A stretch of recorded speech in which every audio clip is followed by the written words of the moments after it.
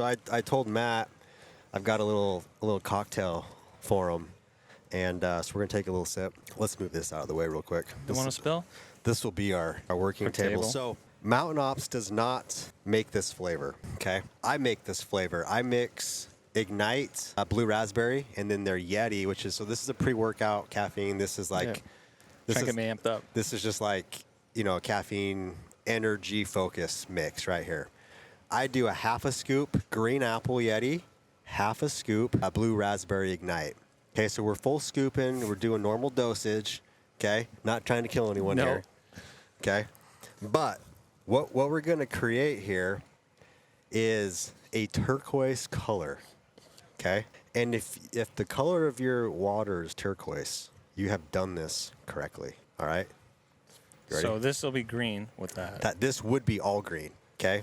Because it's green apple, and this would be blue because of blue raspberry. Yeah. And then I think how it works, right? You mix blue with green, and you get like a turquoise color. Maybe. You're the wrap guy. You should know your colors, right? We'll see, right? Okay.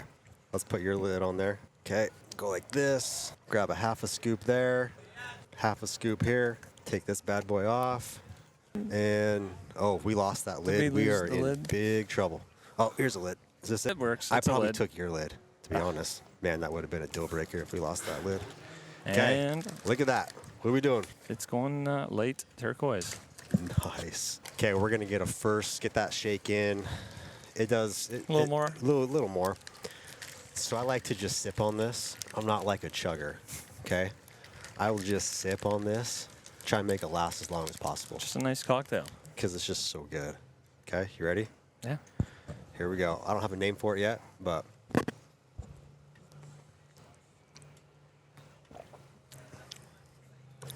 It's not bad. Not bad. What are we thinking? I mean, if we scale this out, Ooh. one is that was crap. 10 is like, that's the best caffeine source I've ever had. I've never tried the flavors on their own, so I don't really have much to compare it to, but it's good. It's good. It's like if we're referring to like an energy drink kind of taste. Yes. I'd say that's pretty high up there. Wow. Like 8 for sure. An 8? Yeah, I think so. Okay. I could do an 8. So once again, blue raspberry, Ignite. Yep. Half a scoop green apple, Yeti. Green apple. Now, if you're just going to do one, green apple, Yeti is good on its own. So maybe we go full scoop for each next time. See what it does. Tomorrow, if you need a full scoop of each, you know where to come. I might need that tomorrow. You know where to come find me. Yeah. This is our first. My first podcast. Yeah, this is it too. We've just started this. This is your second podcast? This is the second. We just literally 20 minutes ago stopped the first one. So we've got the camera set up. If you're listening and watching this, it worked out somehow. If not, we just wasted Matt's time. He's gonna kill me. No. He could be over for you. slinging t-shirts and hats. I got good buddies helping me. Good. Thankful for them. One thing I wanted to do, Matt, is I YouTubed your name so many times because I needed to know how to say your last name. Okay? That's a good one. And listen, we could just get rid of it. That's why. At first, I thought it's got to be Doetsch, okay? But I thought I found a video. I'm just looking for a video on YouTube that someone says your full name, okay? And I thought I found one, and I thought it was Dutch. Is that close? So it's very close to Dutch, but it's Dutch. Dutch. Yeah. Like duh. Yeah, like duh. Dutch. Yeah. So where's that from? It was weird growing up. It's German, but I think my mother told people it was Deutsch. Deutsch. But it's Dutch. So going through school, half the teachers would call me Deutsch, and I'd say no, it's Dutch, and they'd tell me I'm saying it wrong. Saying your own name wrong. I bet you get that all the time. Oh, it's. Or people just kind of avoid it. They're just like. It's definitely avoided. It's just like Muskoka. Yeah, that's why everybody just calls me Muskoka because, I mean, Matt's easy, but most of the time people just watching a YouTube video, they don't know my name. I don't say my name. Yeah. You just see Muskoka. Yeah. So we'll just change it to Matt Freerider. Yeah, Matt Freerider. There we go. So for those who don't know who this guy is next to me, I'm guessing it's because you don't have a YouTube, like you're just not on YouTube. Because if I'm not mistaken, I mean, you're now 103 or 4,000 subs. Yeah, just over 100,000 now. Broke that in the spring, and summertime is always quiet for growth. But Yeah, it'll pick back up. Yeah, it's cool to break 100, and I I never don't- really thought it would happen. And I don't think there's any other. If you just siloed snowmobile channels on YouTube, Yeah, I don't know, like just specifically posting about snowmobile content. I don't know if there's a channel out there that has more than 100 subs. So I think there's one other channel. I don't know really if he makes sledding videos anymore. Probably some, but Power Mods. Yeah. He's been around for I don't know how long, but I think he has over 100 too. Yeah. But as for like mainstream these days, I think I'm it. Yeah. Yeah. So okay, so if I'm not familiar with who you are, give me kind of a nutshell of who Matt Doetsch is. Well, I'm just like any other snowmobiler, die hard, work in construction, so we get some time off in the winter. And I started off not mountain riding at all, just trail riding at home and a little bit of boondocking through the bush and the sticks. We used to just go through like canoe portages on our sleds growing up.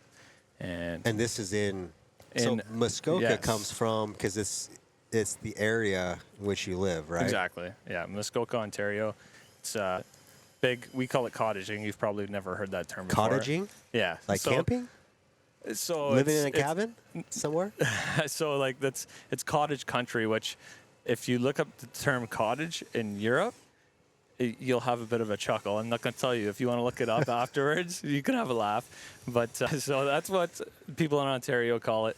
But yeah, it's just like everyone with their lake houses and vacation homes. So Okay. It's not really cabins for the most part. It's luxury living on the lake. Okay. And that makes up Muskoka. Yeah, exactly. Grew up there. Grew up there, born and raised. Super small town of Dorset. Population in the winter is like 1 to 300 probably. Wow. And went to school in the town that was only 15 minutes away for elementary school. High school was like 40 minutes, so a little bit of a trek, but not too bad. Yeah. Definitely once I had my license, I was driving to school, not taking the bus. 'Cause Yep. It was a bit of a trek. Nice. So, okay, so that's Muskoka. You grew up. You said you didn't even grow up mountain riding. Nope. I guess, when was your first taste of the mountains? So my dad has been riding in the mountains since early 2000s, and I always got to watch him go out there, have fun, and that's kind of why I wanted to go out, because he'd do it every year. I'd see pictures, and so since I don't remember how long, I always wanted to go out there. I had the chance in 2015 to go out with him because one of his buddies got hurt or something. So we went out to Wyoming to Togedy and rode for I think just 4 days, and that was my first taste. It was definitely an experience for the first time. I was like totally in heaven. I was definitely a bit of a brat too, though, because there was Polaris's and Skidoos, and at first I was on a Skidoo, or no, first I was on the Polaris. My dad was on the Skidoo, and I was throwing a bit of a fit because I'd never ridden a Polaris. I was just used to the Skidoo, right? And so my dad actually let me use his Skidoo, and he rode the Polaris. Nice. That was in Togedy. Yep. That was in 2015. 2015, so you would have been, I don't even know how old you are. I'm going to guess, what, 8 years ago? Let me guess. 8 years? Yeah, 8 years? Yep. Come on, 8 years? Yep. So you would have been 20, so you are 27. 29. Turned 29 this summer, yeah. Close. Getting old. Getting old. Getting old. If I take off the hat, I look a lot older. Yeah. Not much up there. Yeah, most of us. So Togedy was your first, and then at what point, like we can get into when the birth of Muskoka came. Like, when was that? So I spring checked my first new snowmobile in 2015 or in 14. So Okay. it was a 15, and it was just a Freeride 137, and I was like borderline going to order a trail sled or the more off trail, and I was going to go for the full trail sled because they released a Freeride with purple spindles, and I didn't want purple at the time, so I'm like, okay. Then they last minute brought out the black spindles, and I'm like, okay, we'll go Freeride, and I had a ton of fun on that, riding Northern Ontario, I took it out to the Chick Chalks. I didn't really get into the tree riding there, but lots of deep snow, fun riding, and that's what I kind of learned to love with that sled. Then the next year, I ordered a 146, so got a little more off trail again. Yep. And ended up taking that sled out west because, the year before we went to Wyoming, and then I really wanted to go to Revelstoke because that's, that is the Mecca. Everybody knows Revelstoke. So we went out there for 7 days, and the rest is kind of history. History right there. Yeah. Your first taste of Revelstoke just got you. Yeah. So the first year we went out there, it was with all my dad's buddies, some of my buddies, and then the next year nobody was really planning to go. So I'm just like, okay, see you guys. I'm going by myself. And then last minute, my dad ended up coming, and I think 2 other guys. So yeah, I went out for a month and spent a lot of time there by myself. And I didn't have anybody to ride with. I just kind of tried to make some friends over social media, or I just meet random people in the parking lot. And so you just hit the parking lot, meet some friends. And yeah, like I'm not a very social guy, but I wanted to snowmobile, so I had to make friends. Yeah. Nice. Okay, so fast forward to today. Now your operation is you live part of the year in Muskoka. Yep. And then you do construction. Exactly. Stack the bills. And then you move out. You head out west in November, December, January? Yeah, usually around Christmas time. I'd like to head out a little bit earlier, get in some early season riding because I always hear great things about it, and I've just never had the opportunity to do it because construction we usually go kind of full tilt till Christmas. But I'd like to end it a little sooner. I don't exactly enjoy construction in the wintertime. In the summertime, I love it, Get to be out on the lake almost every day, running heavy equipment, so it's pretty fun. And that's why I also make some construction YouTube videos too, because why not? Yep. But so when you head out to Revelstoke, do you just Airbnb? Do you rent a place? Do you have a place out there? Do you bunk up with people? I wish I had a place, but no, we just try and find something every year. It's a bit of a struggle. Okay, so every year something different. Yeah, basically. For the month of January, we always rent the same place because my dad, that's where he kind of calls his home base. And after him and his buddies leave, then I just go wherever I can find. Yep. So sometimes that's staying with a friend. Sometimes, like last year, I was able to rent a whole house for a pretty affordable price. And this year, I don't have anything lined up yet, unfortunately. But I don't really stress about it. I just kind of fly by the seat of my pants, and I'm sure it'll work out. Oh, that's wild, dude. The goal would be to buy something out there because, first of all, I need some shop space because I have way too many snowmobiles for one person. But, and they might break down sometimes, so gotta keep those maintained. And then got lots of other guys coming in and out too, so it's good to have this space for everybody. Yeah. So, walk me through.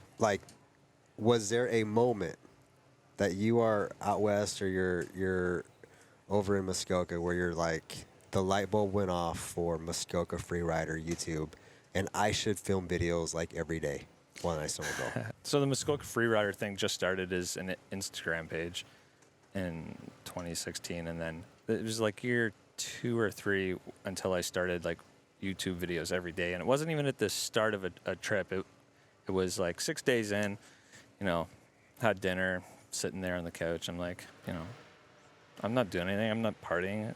Why don't we, put our time to use and make some videos? So I literally just did it. And I always talked about it for a long time, being, it'd be cool to do like the motovlog thing on a snowmobile. Yeah. But that's it.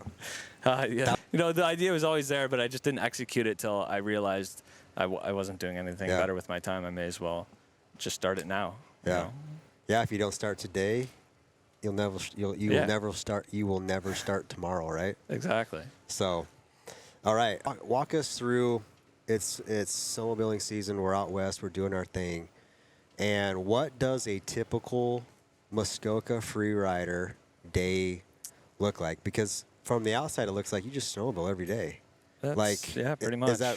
Is that basically reality? No, that's reality. Reality, right? And how do you So yeah, walk us through if a day goes as planned, which rarely happens, but if you could, what does that normal day look like? Usually it depends on how the day before ended, but if it ends at a reasonable time, I'll wake up for 7 o'clock ish. Maybe not roll out of bed till closer to 7:38. Sometimes You eating breakfast? You still, I or- don't usually eat, So we're eat skipping breakfast breakfast? at the house. We make a coffee.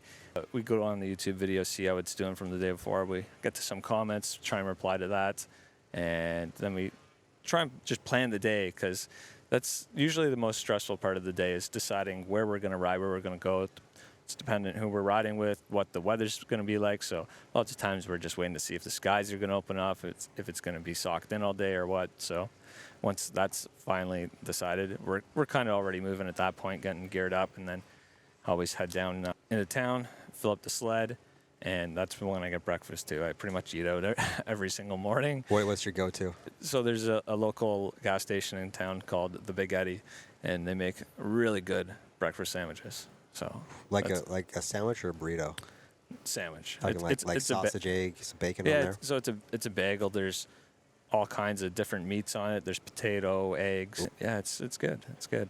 And the people that run the store, they're probably 70s, and it's just two of them that run it, and they're there every single day of the week, like 365 days a year. Wow. Like, just hustling. Like, I think I work hard sometimes in the wintertime, and then I look at them, I'm like, man, these people work way harder than I do. Yeah.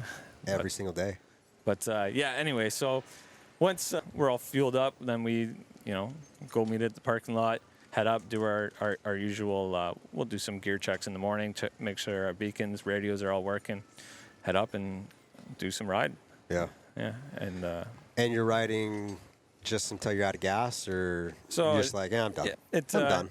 It's all dependent on the day. If the snow is really good, deep, we definitely pack on the spare fuel, ride till we're out of gas. But when the snow is set up, like it gets pretty hard to burn a full tank of fuel.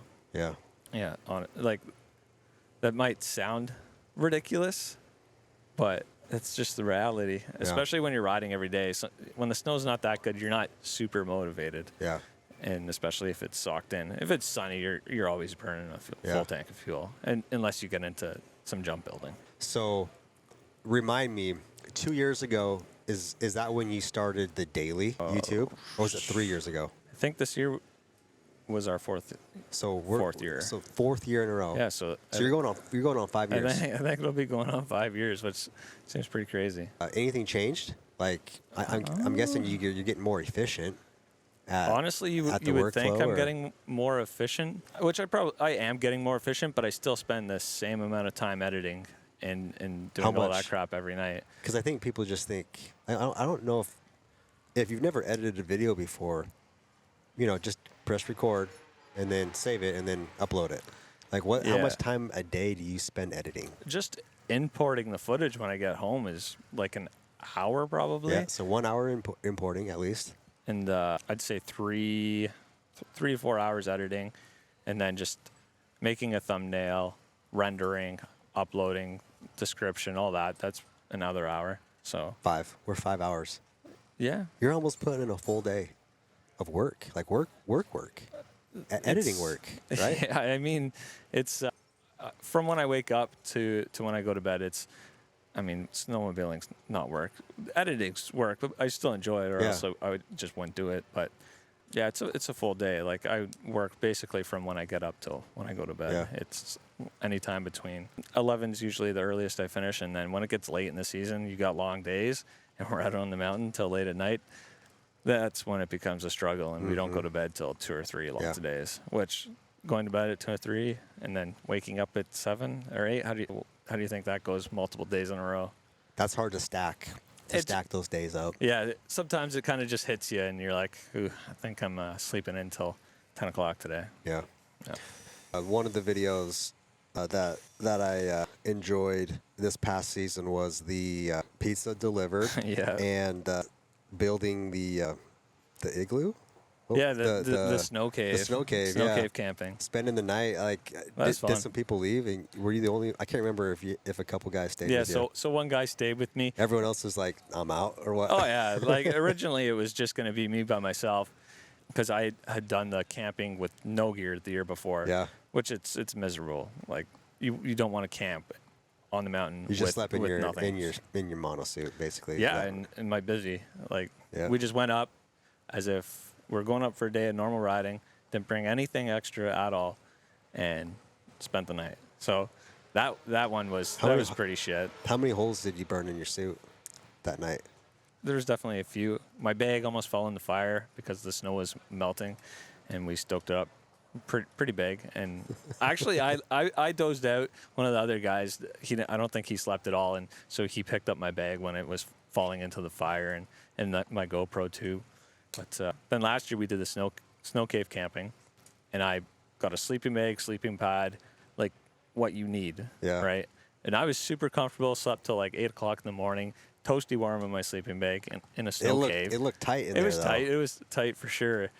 And my buddy was miserable at this point because he hadn't slept. And here I am, just like. That makes it even worse, right? Oh, like, yeah. Well, if I got to suffer, so does he. So, I roll out of the cave, start making some hot chocolate. He's like, "Come on, dude, let's just go home. That's enough." I'm like, "Man, I'm gonna enjoy the morning. Have a hot cocoa by the fire." So I make some hot chocolate, and I offer him some. He's like, "No, I'm good. Don't worry. I'm just ready to go." I'm like, "No, you need this." And he's like, "Okay." That was actually pretty good. But cheered him right up. A little hot cocoa. Yeah. So that was a fun one. We also did camping in a cabin for a night, which lots of things went wrong that day. But then the other day you mentioned, that was a super, super fun day. Yeah. Yeah. Probably the best adventure from last year, because none of that was planned at all. Yeah. Like the group wasn't planned, the location wasn't planned. It was just things worked out how they never usually did. Yeah. So that's awesome. That is awesome. So there's a lot of the type of production and quantity that you do requires some tech. I'm Sure curious, does. like, what does your operation look like as far as from what you film to how you get it onto YouTube? I film with too many different cameras, really, like from GoPro to iPhone, drones, mirrorless cameras, all that. And it's a bit of a pain in the ass because it doesn't always all look the same. And I don't spend that much time like color grading it to match, which if I did that, I could spend hours and hours editing. I just do what I can. And then also audio is always an issue too, trying to make sure everything works. Like, this is good audio when you're dealing with trying to put this in a helmet on a GoPro, and then things get a little more difficult, and microphones don't like constantly being in the water either. So yeah. So what you're running, is it a wireless mic? It's a wired mic. Wired mic into the media mod of a GoPro. Yeah. There you go. So you're just syncing right into the GoPro. Yeah. Yeah. If I had to sync the audio, time code, all that, I feel like it would just add a lot more time and complexity. So I just try and keep it as simple as I can, which last year I found a pretty good mic partway through the season. So that made things a lot easier because I'm always like adjusting the volumes to make sure certain parts aren't too loud. Because like when I'm screaming into a GoPro because I'm so excited about whatever, and I blow out all the audio levels, I'm like, oh man, that was not very good. But so tone that down, tone other things up, like other people talking. Yeah. And yeah, lots of different gadgets and gizmos to make everything happen. You run Macs? Yeah, I run a Mac, which that does everything easily except the newer cameras, the mirrorless ones. The file sizes are really big for the 4K, 120 frames per second. So I got the newest MacBook Pro with the M1 Max chip in it. Okay. And because my laptop before that, you couldn't even play back the video, right? So upgrading my laptop to the Max chip made a world of a difference. It plays it like so smooth now. So just getting into like that base model MacBook Pro with the M1 Max chip, that's a pretty expensive laptop. Oh yeah, absolutely that is. And then storage for all your footage is. Because are you running like cloud and hard? No, hard drive? Just hard drive. Just hard drive. It's way too much to get it up there. Yeah. Like I could put just the daily videos up onto the cloud, because I actually don't keep any of my footage. I delete it all, pretty much at the end of every day. Really? People probably think I'm crazy by doing that. But you do so much. You're probably just like, so much. I can't. There's no way I would ever look through it. Where, as GoPro, 100% is all deleted, all the time. if there's one clip, I'll save it. Same with actually every clip lives on my phone. I never delete my phone because it's just there, right? It goes on the cloud, so whatever. And then the big camera, like the Sony, that usually gets deleted, but I do try and save a few clips because that's where usually the really good stuff is on that camera. Yeah. Yeah. Wild. Yeah. Then, okay. What else? Sorry. I was just gonna say, lots of times when I have to give people clips or send in clips, or even for my season edit, making that, I just pull clips straight out of the daily videos because I render them in such a high quality that You can just take that full video and then find that segment and just chop that right there and send it out. Yeah, because that's the easier way to do it. Because anything I didn't save or I didn't put it in the video wasn't good anyway. Yeah. And sometimes it feels repetitive to me when I'm using so many clips from the daily videos. But there's so many clips I have that it's like it doesn't really matter if I use stuff. Absolutely. Okay, so YouTube. Let's transition to YouTube. Bread and butter is YouTube. Yeah. Okay. What are some, after this being your 5th year, what are some tips if I want to enhance or increase my YouTube game? Yeah. And I like to ride snowmobiles and I want to post snowmobile content, or maybe not even snowmobile. Maybe it's just whatever industry I'm in, for my job or whatever, or my hobbies. What are some things that you've learned through these 4 or 5 years of spending a lot of time on the platform and paying attention to some of those metrics? I definitely don't think I'm the best person to ask those questions to. Like, I'm running a successful YouTube channel, but that's because I'm doing something that nobody else was doing yet.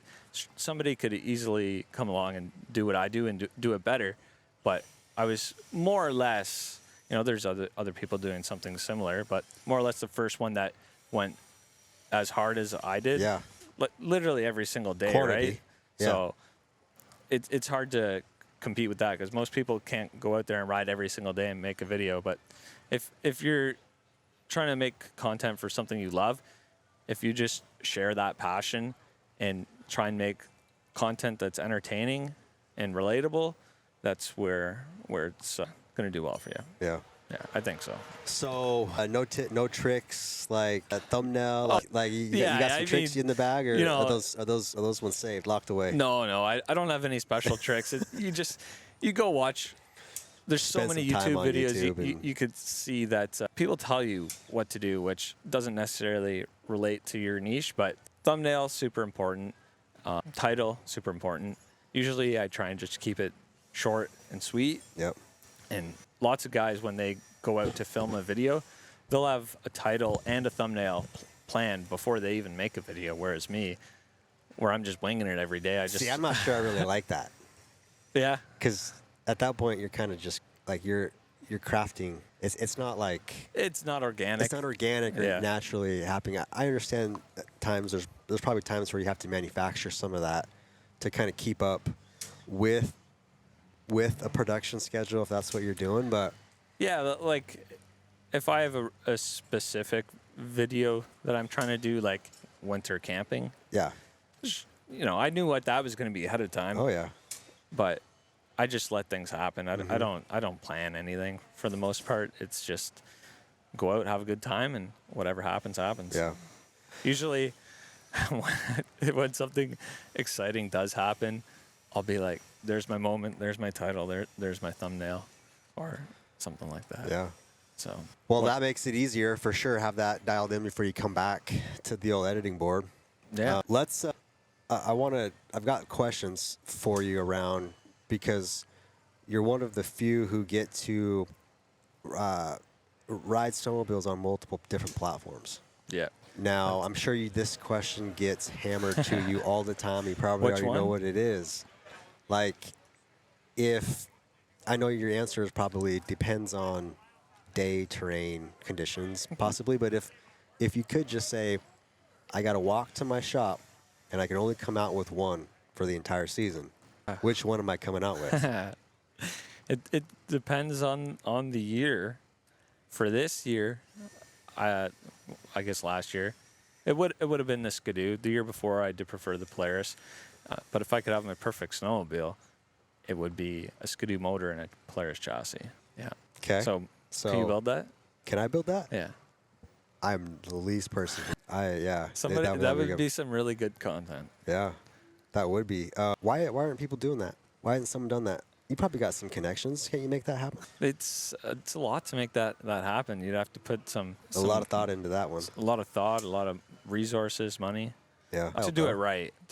Yeah. So I don't think I could do it right. That's why I haven't really that's why you have taken two it of that them. seriously. That's why you have one of each, right? Yeah, that's a couple of each, actually. It's ridiculous. When people ask me what I'm riding or what I have for a snowmobile, I feel ridiculous answering because it's like, oh, I have this, and that for one person. But it's a business, right? Like all these sleds have their purpose and they do pay the bills. Yeah, So. Yeah, that's awesome. As far as like out on the mountain, what's the sketchiest? Is there just in your last season, was there anything that was just super sketchy that maybe wasn't on film, but that we didn't get to see? Last year, I wouldn't say there's anything super sketchy that happened. We were in some pretty big terrain some days where I do always get nervous around that, but I'd say my sketchiest time on a snowmobile or experience would have been, I think it was the first year I started making videos. I was riding with a couple guys that I'd never ridden with before. I was still at that point where I would ride by myself. I wouldn't ride by myself, but I wouldn't have anybody to ride with, so I'd make some friends. Yeah. And so it was two guys that I think they were originally from Ontario, living in BC, and they wanted to go on this Explorer mission. And I like exploring, so I said, yeah, sure, let's do it. So we go into the zone, trying to get to this pretty crazy place, and avalanche risk is high. It's pretty varying throughout the elevation that day, and I was definitely a little timid, and they were playing off on this big face trying to climb up it, and I sat way back. I'm like, nah, this is no good. Yeah. And then they did that for like 15, 20 minutes maybe, and slowly veered off to the side. I'm like, okay, there's some trees around there. I'll go and give it a pull because I was fairly confident I'd be able to make it, right? So I go up the hill, cut this way, cut back, and then I cut down. When I cut down, I triggered a slide, and there was some trees, but nothing substantial enough to hold anything. And the snow was wet and heavy, luckily. So I stayed on top of it and kind of just slid down the hill about 200 feet, so not very far.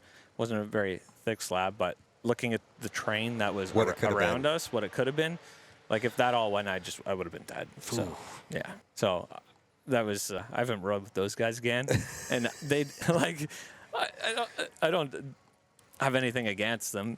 Everyone has their own different risk tolerances and understanding when they're riding with a group. So yeah, they didn't even realize what had happened at the time, and I was pretty shaken. So we kind of just headed out after that. That for sure makes it tough, man.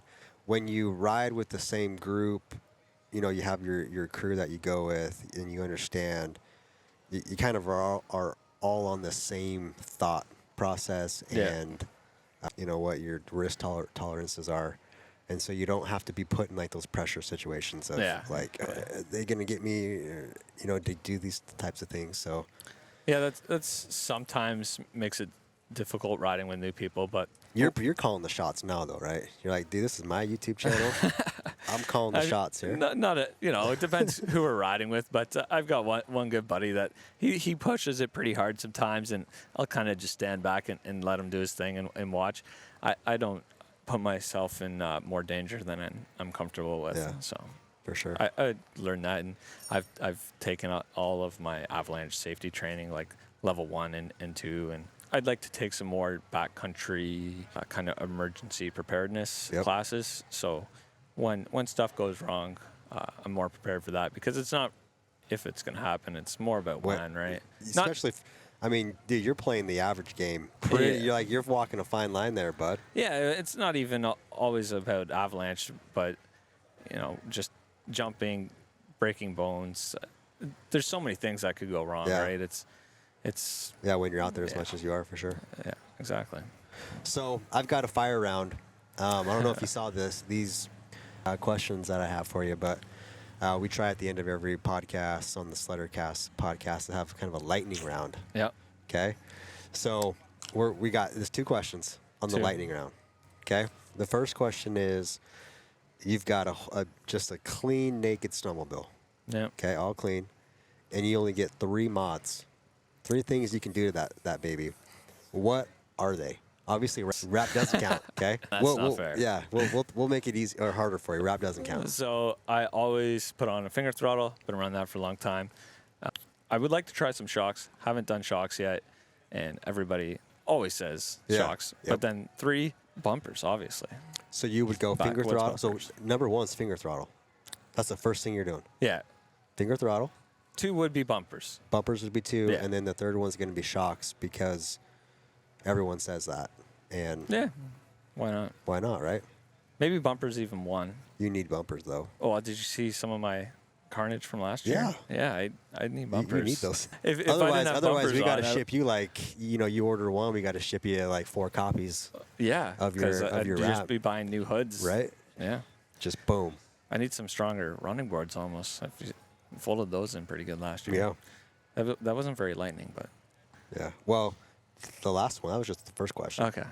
So the last one is, what's one thing that most of your subscribers, your followers, don't know about you? About me. Yeah. What's that secret? There's nothing. What are the that secrets do juicy. you hold?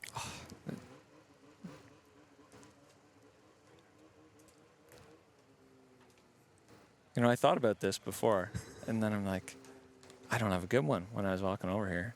But I've never actually broken a bone. Hey, that makes You 2 either? of us. Yeah.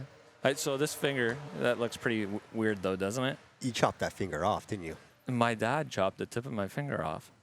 Gosh. So it's at our cabin on the lake. We're hooking up the floating dock, and he was holding up the ramp, and he said, I was 12 years old. He said, see how far it is before we can put the pin in. As he's holding this, dock up. So I stick my finger in the hole where the pin goes to see how. Oh my gosh, I'm hurting already. And I guess he couldn't hold it anymore, and he dropped the dock. No. My finger stayed in there and held the dock up. No. 12 years old, blood squirting out, and yeah, so that was fun. So, did it just do a clean shear right there? Like the tip of it? Well, my nail stayed, so yeah. my finger was just in there, right? It didn't shear it right off. It scalped it. Yeah, it Boom. scalped it. Like you can see how far back it kind of goes there. Yeah, it looks good. Any feeling in there? It used to be really sensitive. Now it feels pretty much like any other finger. Yeah. Well, it was what, 16 years ago? Yeah. Long time ago. A long time ago. Glad you recovered from that. Well, there you go. Now we know the reason. Now when we see that finger in your videos, we know. Yeah. I mean, you can't even really tell, but No. It's just a little pointy. a little pointy. Yeah. Nice. Well, cool. Yeah, that's great. That's it, dude. Thanks for having me. I appreciate you giving the SledWraps your first podcast. Yeah, thanks for opportunity. breaking me in. Going Yeah, now easy you're on going to me. go bang them out all over the Oh, place. I don't know about that. But We're going to have the Muskoka podcast here in a couple weeks. yeah, I'll start up my own. No. Okay. I'll just be guest. I don't like the pressure. Yeah. Well, you got some cool new merch. I've been digging this hat that you have thanks. here. Is that available on? It is on not yet. Freerider Films. Oh, Not yet. Is it going to be? It will be. It's some time when maybe we launch some type of giveaway again this year, and it'll be there. Okay. There's some other cool stuff up there too, though. So. Nice.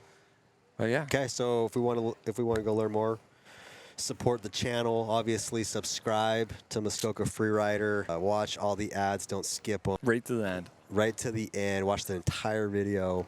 Leave some comments on there. Yeah. You got And honestly, it's we do a lot of desk. Obviously, there's desk work at DV and Ink, and it's just nice to just throw some of those videos on. Just let them play. Yeah. Just in the background. Just let them play. I love to go back through the videos at this time of year and reminisce on last winters. I bet. It's great. Yeah. Cool, man. Okay, well, you've got some parties to go to later tonight and some work to do over at the booth, so we will shut this down and appreciate it. Thanks again.